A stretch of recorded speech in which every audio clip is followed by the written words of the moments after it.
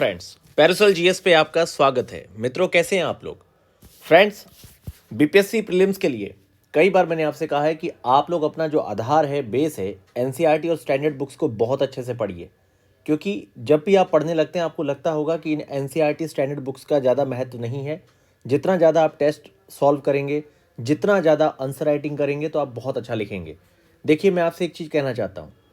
जो आपकी कॉन्सेप्ट है, जब तक आपकी कॉन्सेप्ट अच्छी नहीं होगी, तो इस बार जो आपका 70 बीपीएससी में जिस तरह का पेपर आपका बनेगा, या जिस तरह के प्रीलिम्स के क्वेश्चन हम पिछले 2 साल से देख रहे हैं, आपका जब तक फाउंडेशन अच्छा नहीं होगा, आप एक अच्छा आंसर मेंस में भी नहीं लिख सकते, ना ही आप प्रीलिम्स में बहुत अच्छी एलिमिनेशन टेक्निक या कॉमन सेंस का इस्तेमाल कर सकते हैं।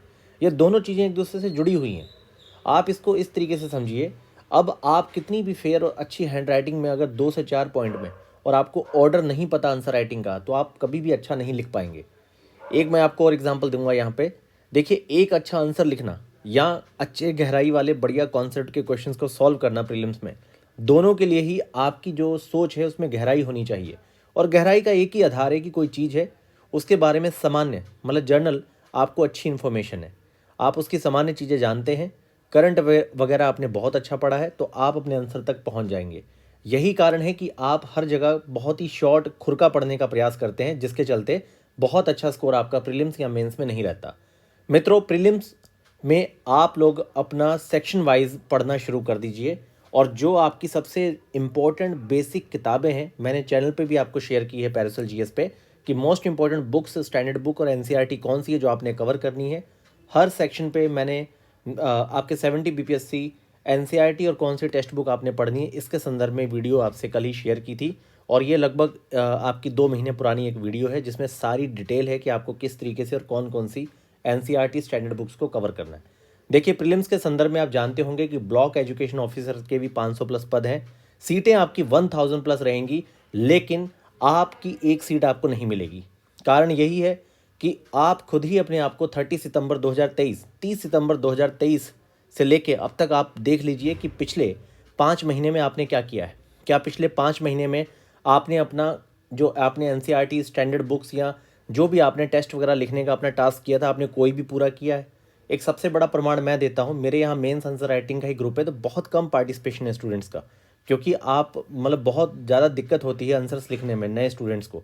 लेकिन धीरे धीरे आदमी अपना आंसर राइटिंग वगैरह को बिल्डअप करता है, और बिल्डअप तभी होता है जब वो पूरे सेक्शन पढ़ के अच्छे से अपना कंटेंट या नोट्स तैयार करता है। तो मित्रों, आप अगर मेंस के आंसर राइटिंग से भी जुड़ना चाहते हैं, तो ऑलरेडी हमारा 16 और 24 टेस्ट का आपकी ऑलरेडी आंसर राइटिंग हमने स्टार्ट कर रखी है। आप डिस्क्रिप्शन में उसकी पूरी डिटेल है, उसको ज्वाइन कर सकते हैं। बाकी प्रीलिम्स में हमने 30 फुल लेंथ के टेस्ट को भी कंडक्ट करवाया है, और जैसे उसके स्टार्टिंग के 5 टेस्ट मैंने आपको पैरासोल जीएस के टेलीग्राम चैनल पे भी शेयर किए हैं। आप वहाँ से उन टेस्ट सीरीज़ की पूरी क्वालिटी को देख सकते हैं।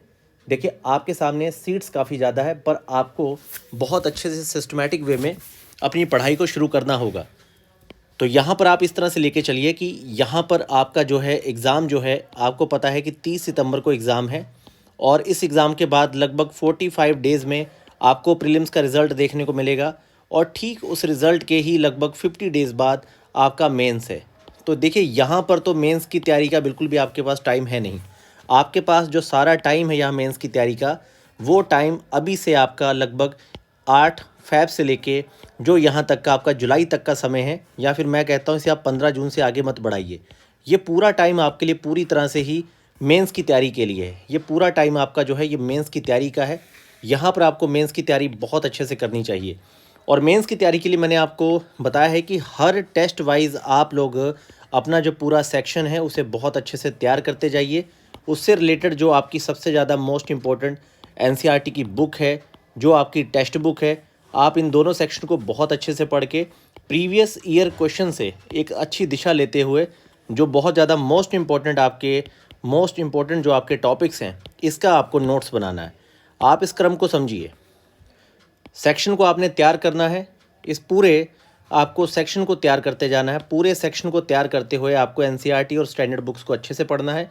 प्रीवियस ईयर क्वेश्चन आपको इसके संदर्भ में पूरी डिटेल देगा, और फिर आपको उसके मोस्ट इंपॉर्टेंट सेक्शन को कवर कर देना है। इसको थोड़ा ध्यान से, बहुत ध्यान से इसको समझने का प्रयास करिए मित्रों।